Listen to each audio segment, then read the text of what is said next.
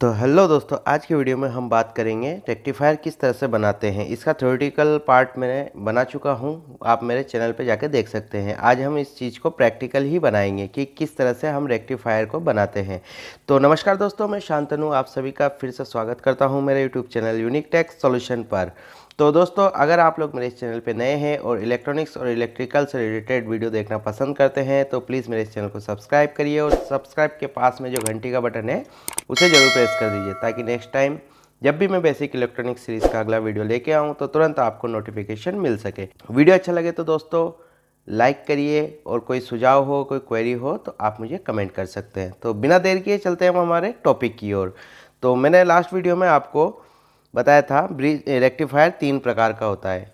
एक half wave rectifier,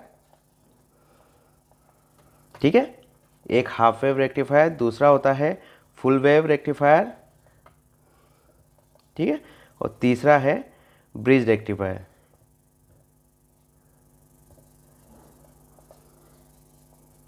ठीक है, 3 प्रकार के रेक्टिफायर होते हैं। तो आज हम तीनों प्रकार के रेक्टिफायर को प्रैक्टिकली बना के देखेंगे। तो इस प्रैक्टिकल के लिए हमें ज़रूरत होगी सबसे पहले रेक्टिफायर करने वाले डिवाइस की, जो कि है हमारा डायोड। तो यहाँ पर मैं ये डायोड ले रहा हूँ, ठीक है, जिसका नंबर है FR20।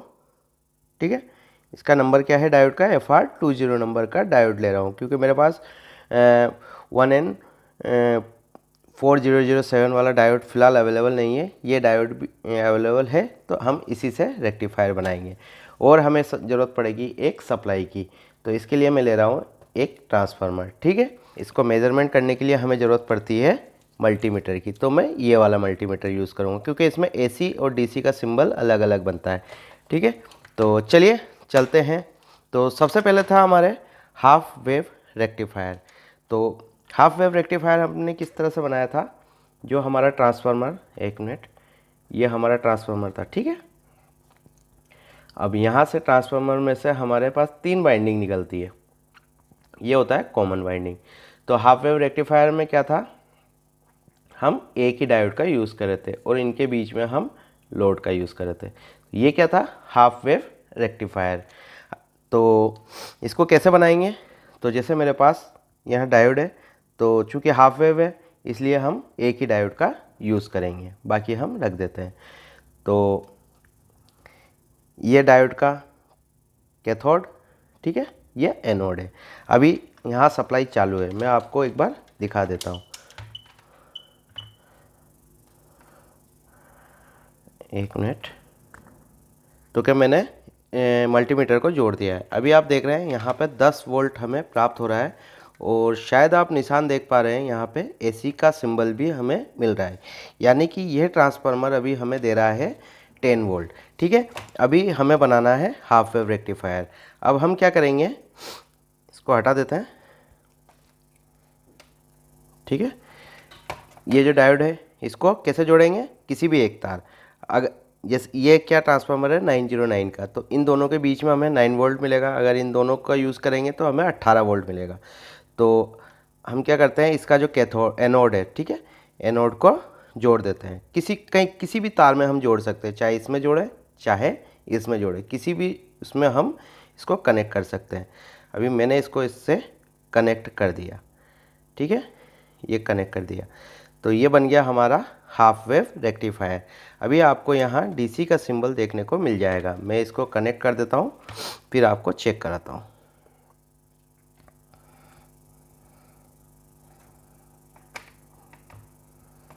ठीक है, मैंने इसको कनेक्ट कर दिया, और अभी आप देख रहे हैं यहाँ पे 10 वोल्ट प्राप्त हो रहे हैं, लेकिन यहाँ पे क्या है, AC का भी सिंबल आ रहा है, यानी कि ये प्योर DC नहीं बना। क्योंकि मैंने आपको जब पढ़ाया था half wave rectifier, full wave rectifier, तो आपको बताया था, क्योंकि इसमें क्या है, एक ही डायोड का यूज़ कर रहे हैं, इसलिए ये क्या है, प्योर DC नहीं बना, लेकिन हम इसे यूज़ कर सकते हैं एज ए DC के रूप में। ठीक है, ये है हाफ वेव रेक्टिफायर। अब बनाएंगे हम full wave rectifier. Full wave rectifier में क्या होता है, फुल वेव में हम इस तरह से यूज़ करते हैं।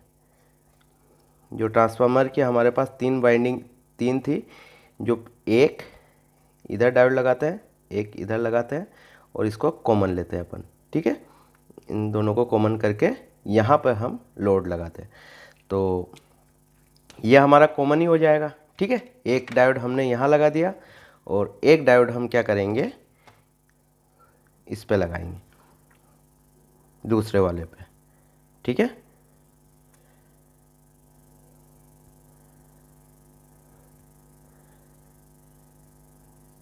लगा दिया, ओके। अब हम क्या करेंगे, इन दोनों डायोडों को कॉमन कर देंगे। ये जो दोनों है, दोनों डायोडों को क्या करेंगे, कॉमन कर देंगे।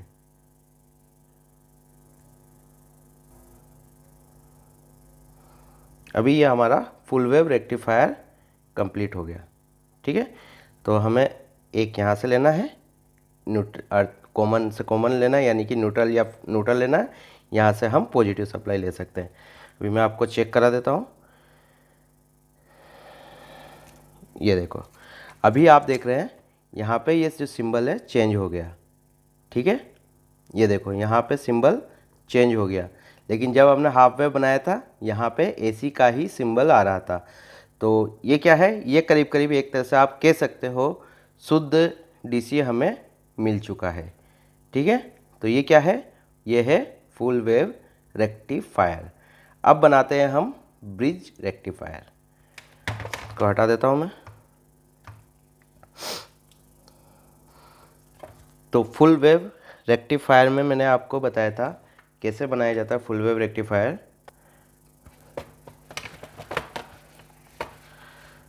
तो फुल वेव रेक्टिफायर में हम क्या करते हैं, 4 डायोड यूज़ करते हैं। ये एक डायोड, 2 डायोड, 3 डायोड और 4 डायोड, ठीक है। तो पहले 2 एनोड एनोड कॉमन कर देते हैं, 2 कैथोड कैथोड कॉमन कर देते हैं, ठीक है। उसके बाद एक एनोड एक कैथोड, एक एनोड एक कैथोड। जो हमें सप्लाई प्राप्त होता है वो कहाँ से होगा, जहाँ पे 2 एनोड जुड़े हैं वहाँ पे हमें मिलेगा पॉजिटिव, ठीक है। और जहाँ 2 कैथोड जुड़े हैं वहाँ मिलेगा हमें नेगेटिव। तो इस तरह से हम इसको जोड़ते हैं। तो चलिए इसको बना के देख लेते हैं।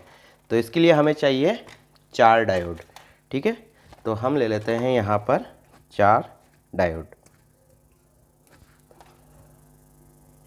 1 2 और 2 डायोड और ले लेता हूँ मैं, 4 डायोड, ठीक है।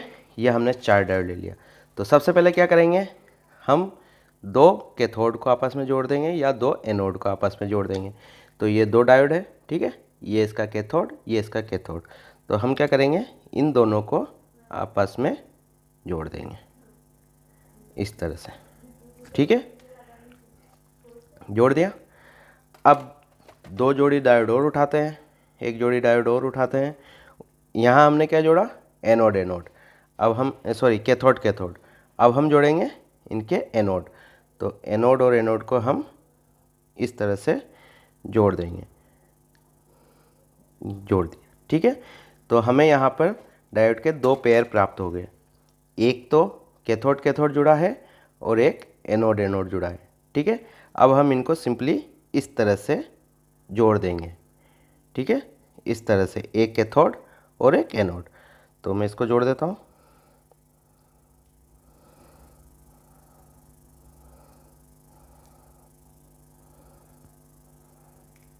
इस तरह से। तो ये बन गया हमारा ब्रिज रेक्टिफायर।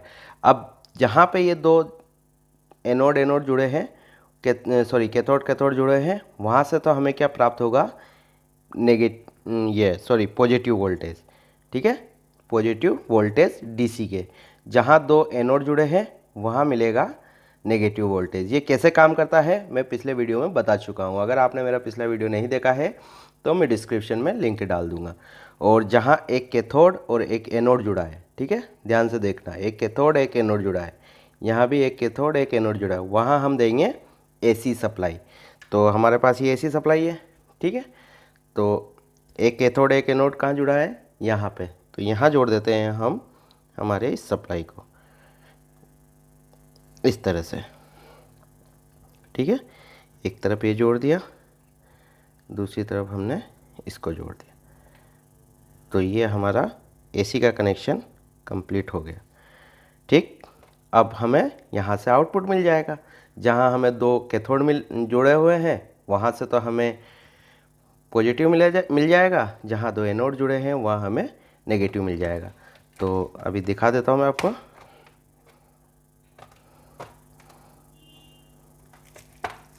ये देखो, यहाँ हमें सप्लाई प्राप्त हो गया और सिंबल भी डीसी का आ रहा है। ठीक है, तो इस तरह से बनाया जाता है दोस्तों रेक्टिफायर। यहाँ से पॉजिटिव ही निकलता है। अगर आप इसको उल्टा सीधा करेंगे, जैसे यहाँ से पॉजिटिव निकल रहा है, यहाँ अगर मैं नेगेटिव प्रोब को लगा देता हूँ, मल्टीमीटर के नेगेटिव प्रोब को लगा देता हूँ, तो हमें यहाँ माइनस वोल्टेज मिलने लग जाएंगे। देखना, मैं इसको लगा देता हूँ 1 मिनट। ये देखो, माइनस वोल्टेज हमें प्राप्त होने लग जाते हैं। दिख रहा है आपको माइनस का सिंबल? ठीक है, तो हमें यहाँ माइनस वोल्टेज मिलने लग जाते हैं।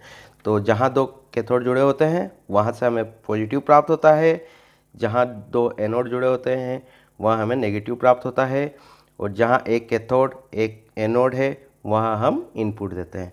तो इस तरह से दोस्तों बनाया जाता है ब्रिज रेक्टिफायर।